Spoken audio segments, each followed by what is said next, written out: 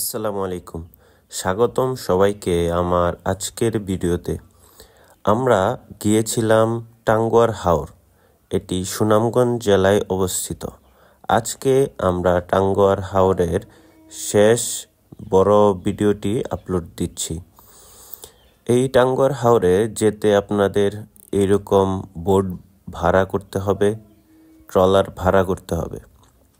এখানে বাংলাদেশ এবং ভারতের সীমান্তবর্তী এলাকা অত্যন্ত সুন্দর।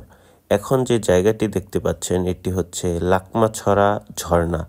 এখান থেকে ভারতের ঝর্ণার প্রবাহ ধারা বাংলাদেশে এসে পড়েছে। এখানে একটি ভারত এবং বাংলাদেশের সংযোগ স্থলে একটি ছোট ব্রিজ দেখতে পারবেন।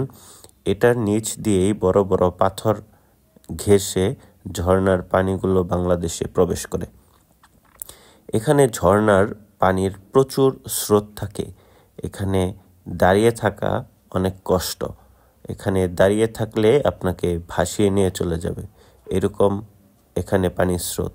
আমরা যেদিন গিয়েছিলাম সেদিন দুঃখজনকভাবে সারাদিনই বৃষ্টি ছিল।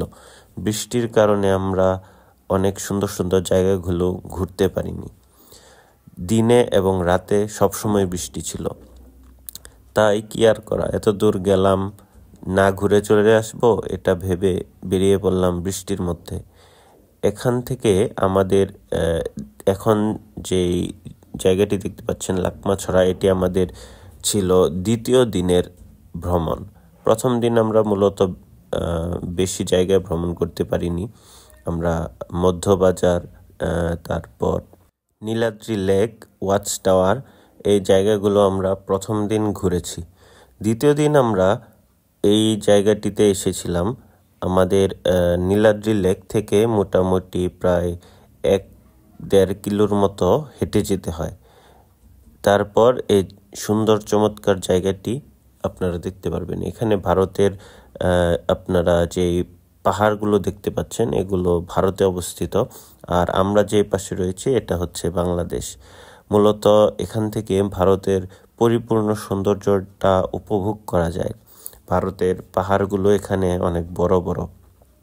আবার আমরা নীলাদ্রি লেকের পাশেও ভারতের বড় বড় পাহাড় দেখেছিলাম।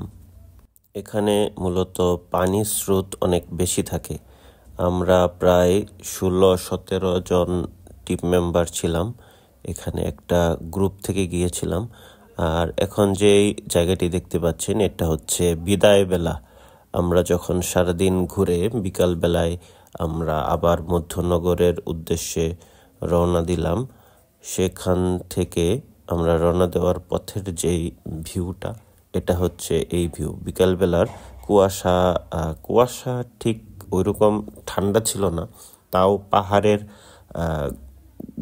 এলাকায় যেই কুয়াশাটা থাকে, পাহাড় দেখা যায় না, এটা হচ্ছে সেই একটা ভিউ।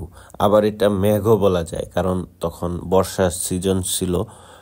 বৃষ্টির পানিতে দেখছেন যে টাঙ্গুয়ার হাওরটি কত পরিপূর্ণ। এই বর্ষার সিজনেই মূলত টাঙ্গুয়ার হাওরে আসা হয়, কারণ এখানে বর্ষা ছাড়া পানি থাকে না। জমি হিসেবে মানুষ চাষাবাদ করে। তো বর্ষার সময় সকল পর্যটক এখানে আসার চেষ্টা করে দেশের বিভিন্ন জায়গা থেকে, যেমন ঢাকা, চট্টগ্রাম, রাজশাহী, খুলনা, বরিশাল, সিলেট, রংপুর বিভাগ সহ আরও অন্যান্য জায়গা থেকে অনেক মানুষ এখানে ভ্রমণ করতে আসেন টাঙ্গুয়ার হাওরে। হাওরের মাঝখানে আপনারা কারেন্টের তার দেখতে পাচ্ছেন। এটা কারণ হচ্ছে যে এটা তো আসলে পুরোপুরি হাওর না, হাওর হচ্ছে সিজন ভিত্তিক। যখন বন্যার পানি অনেক অতিরিক্ত হয়ে যায় ভারতীয় পাহাড়ি ঢলে, তখন এটি হাওর হিসেবে গণ্য হয়। তো ধন্যবাদ সবাইকে ভিডিওটি দেখার জন্য। এরকম ভিডিও আরও পেতে আমাদের সাথেই থাকুন। ধন্যবাদ সবাইকে।